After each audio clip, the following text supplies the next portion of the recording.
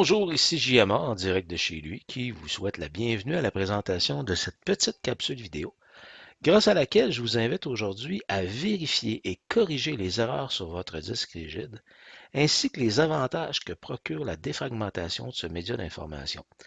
Je vais donc vous faire part de trois petits utilitaires tous intégrés à Windows. On va commencer avec CheckDisk que l'on connaît depuis le bon vieux DOS pour Disk Operation System. Le disque rigide, appelé aussi disque dur, c'est le média sur lequel repose l'ensemble de vos données et vos différents logiciels, incluant évidemment votre système d'exploitation qui est Windows.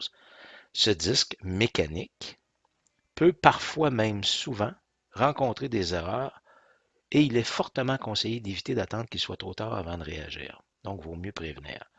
Lorsque je parle de disque mécanique, je parle d'un disque standard, les disques durs.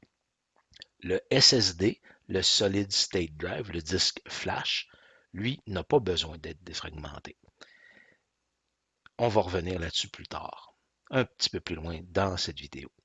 CheckDisk, ce que ça fait, c'est que ça analyse votre disque dur à la recherche de secteurs défaillants qu'il peut soit ou non corriger. Dans le premier cas, parfait, c'est réparé. Dans le second, puisque le secteur est défectueux, il le rend alors inutilisable en indiquant ce qu'on appelle le contrôleur de disque. Donc, il est souhaitable de l'utiliser régulièrement pour éviter à ces erreurs d'endommager vos disques. Afin d'exécuter l'utilitaire, on fait simplement appel à la fenêtre de commande CMD qu'on peut idéalement euh, l'utiliser en mode administrateur pour s'assurer d'avoir tout ce dont on a besoin. Et on va simplement faire check disk. Par contre, si je fais Enter sur check disk comme ça, ce qu'il va faire, c'est qu'il va simplement analyser l'état de mon disque et me dire, bon, tu as des secteurs défectueux ou pas. Ce qu'on va faire, c'est qu'on va rajouter le paramètre /f qui, lui, va corriger les erreurs de disque. Par contre, ce disque-là doit être démonté logiquement. Donc, en mode exclusif, rien d'autre doit fonctionner. Et on va faire /r qui, lui, va localiser les secteurs défectueux et va tenter de récupérer les informations.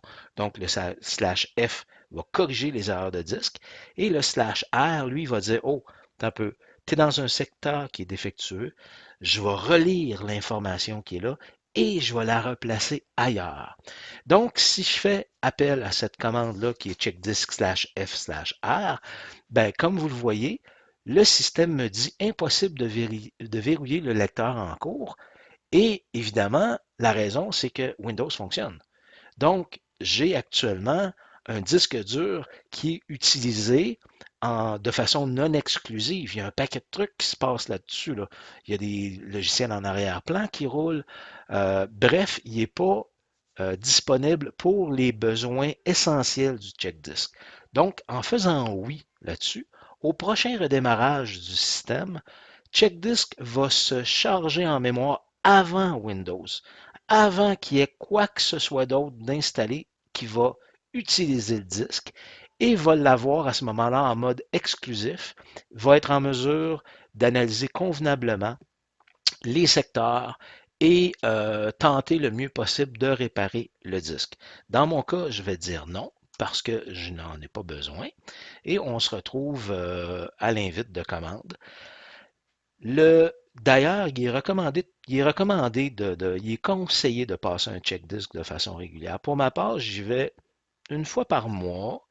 D'ailleurs, j'aime bien exécuter un check disk avant de défragmenter, ce qu'on verra un peu plus loin. Le second utilitaire dont je désire vous faire part, c'est SFC/ScanNow, qui est un outil permettant de vérifier les fichiers système de Windows et qui est utile lorsque certaines de ces fonctions semblent poser problème ou que Windows est tombé en panne, ça a gelé, l'ordinateur a démarré, on ne sait pas trop ce qui s'est passé. Donc, cet outil va analyser l'intégrité de tous les fichiers système protégés et répare ceux qui posent problème lorsque possible. Si vous avez une version de Windows 7, de Windows XP, que je déconseille fortement, ces deux systèmes-là ne sont plus supportés par Microsoft, vous pouvez exécuter la commande directement en faisant Enter là-dessus. Par contre, Dans le cas où vous avez une version de Windows 10, il y a une étape qui est recommandée précédant la commande SFC, soit de faire appel à DISM. DISM, bien que ça serve différentes fins, dans ce cas précis, ce que ça va faire, c'est que ça va venir replacer les fichiers de système manquants ou corrompus en utilisant une image de récupération cachée dans Windows. Donc, en tapant dism.exe, espace slash online, slash cleanup-image, slash restore health, vous allez à ce moment-là faire en sorte que ces fichiers corrompus-là puissent être copiés par une nouvelle instance. Ce n'est pas nécessairement ce qu'il y a de plus long. Évidemment, dans le cas d'un check disk, si vous avez un disque dur standard et non pas un SSD, le Solid State Drive, le disque flash, dans le cas d'un disque dur standard, c'est relativement long. Vous passez un check disk en fin de journée au moment où vous n'avez pas besoin de votre ordinateur, durant la nuit. Ça peut prendre de quelques à plusieurs heures, tout dépendamment de la grosseur de votre disque et des erreurs qu'il va trouver. Dans le cas du DISM, c'est un petit peu moins long et par la suite, vous faites votre SFC/scan now. Maintenant, qu'est-ce que la fragmentation de fichiers? C'est tout simplement le résultat de la copie sur disque de vos différentes informations qui, lorsqu'elles sont prêtes à l'être, passent par le biais d'un contrôleur qui analyse l'espace disque disponible versus le poids des fichiers, pour ainsi, dans certains cas, devoir fractionner les fichiers en plus petits fragments compte tenu de l'espace découvert. Donc, par exemple, un fichier Word de 100 pages peut être réparti sur 3, 4 ou plusieurs différents espaces sur le disque. Les très gros fichiers se verront divisés en nombreux fragments qui se retrouveront alors éparpillés sur le disque. Lorsque ces 10 fichiers doivent être récupérés en mémoire afin de les traiter, le contrôleur retourne sur le disque et via sa table d'allocation de fichiers qu'il consulte, parcourt le média afin de rassembler l'ensemble des fragments afin de n'en former qu'un seul qu'il place alors en mémoire. À ce titre, plus les fichiers sont fragmentés, plus le contrôleur demande de temps à effectuer son boulot. La défragmentation, c'est un principe ou un processus, si vous voulez, visant à rendre contigu l'ensemble des fichiers de façon à ce que le contrôleur puisse alors lire les fichiers de A à Z d'un seul coup, améliorant alors de façon notable la vitesse à laquelle il répondra à votre demande. Bien qu'avec Windows 10, la défragmentation est réalisée de façon régulière et automatique, un mode de pensée suggère de ne pas avoir à faire appel à cet outil puisqu'inutile. Toutefois, Microsoft a jugé bon de laisser cette application disponible. Elle doit pouvoir se voir utilisée, elle doit pouvoir servir à quelque chose. Donc, bien qu'elle puisse être appelée de la ligne de commande, il est aussi simple de le faire grâce à l'interface Windows. Donc, on va revenir sur notre menu démarrer et on va écrire défrag, simplement comme ça. On n'est pas obligé de l'exécuter en tant qu'administrateur, on peut simplement l'ouvrir. Évidemment, lorsqu'un ordinateur est utilisé essentiellement pour naviguer sur Internet et sans travailler régulièrement des fichiers, des jeux ou différentes applications sur disque, le besoin de défragmentation est réduit à son minimum. Donc, en faisant simplement une analyse, Windows vous confirmera la nécessité ou non de lancer son utilitaire. Donc, dans mon cas, puisque je l'ai fait dernièrement, ben, il me dit, tu as 0% de fragmenté. Ça ne sert à rien de faire quoi que ce soit. Il ne se passera rien de plus. Il est recommandé de défragmenter au moment où le pourcentage de fragmentation oscille entre 5 et 7 A priori, assurez-vous de posséder un disque dur et non un disque flash ou SSD, en anglais pour Solid State Drive. Dans ma capsule traitant de l'amélioration de la vitesse au démarrage, j'explique la raison pour laquelle vous ne devriez pas défragmenter un disque flash. Je vous invite donc à y jeter un coup d'œil.